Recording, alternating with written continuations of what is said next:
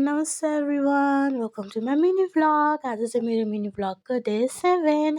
I hope हजुर सबैजना सन्चै हुनुहुन्छ होला। आज चाहिँ मैले मेरो मिनी भ्लग माथि बस कुने ठाउँबाट स्टार्ट गरेँ। अनि त्यसपछि कलेज गएँ, एक्जाम दिएर आएँ अनि एक्जाम राम्रो गयो।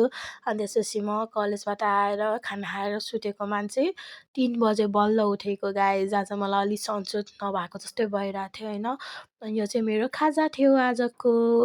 अनि त्यसपछि आज मैले भ्लग गरेको पनि 7 डेज भइसक्यो रहेछ। So I am proud of myself. अनि त्यसपछि आज हामीले एउटा रमाइलो च्यालेन्ज ल्याएको छौँ, हेर्नु होला। सो गाइज आज चाहिँ हामी यो के अरे डाइस रोल च्यालेन्ज गर्न लागेको। अनि हामीसँग चाहिँ यहाँ एकदम स्पाइसीवाला गोलभेरा अचार छ होइन गाइज। अब यसलाई हामी एउटामा हाल्छौँ, त्यसपछि डाइस रोल भएपछि जसकोमा पर्छ त्यसले खानुपर्ने हुन्छ है त।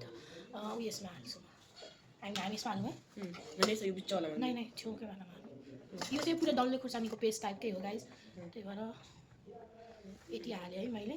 सो लेट्स स्टार्ट अरे सिजर पेपर रक कसको च्यालेन्ज 3 2 1 सिजर पेपर रक।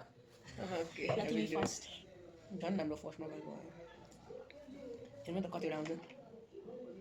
छक्का 1 2 3 4 5 6 ल ओके ए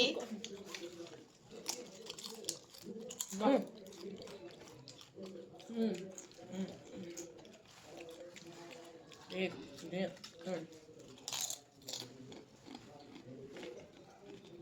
दुई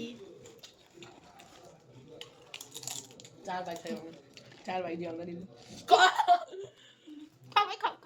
What are the odds of doing that? मेरो नेपालमा हुने किन यस्तो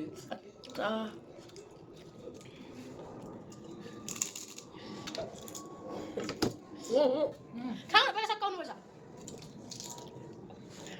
हुन्छ त्यो।